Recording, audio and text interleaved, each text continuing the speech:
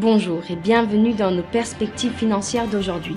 Rejoignez-nous aujourd'hui pour notre analyse du monde financier, des derniers événements, des dernières informations sur les marchés. Thomas va nous aider aujourd'hui depuis la salle des marchés.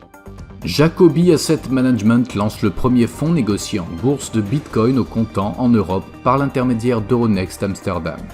Les actions sur les indices mondiaux étaient en forte baisse et les rendements du trésor ont glissé après que les données américaines ont montré que les dépenses de consommation ont augmenté moins que prévu en mai.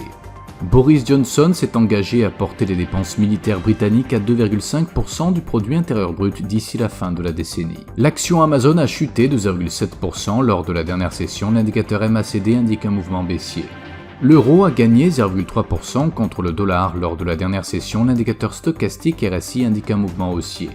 La paire livre sterling dollar a gagné 0,3% lors de la dernière session, l'indicateur Williams indique un mouvement baissier.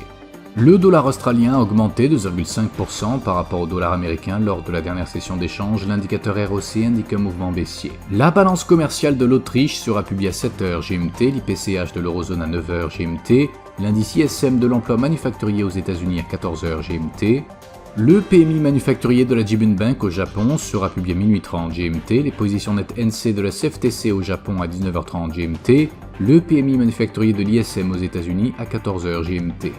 Nous espérons que vous avez apprécié nos perspectives du marché d'aujourd'hui. De la part de toute l'équipe, nous vous souhaitons une journée de trading productive.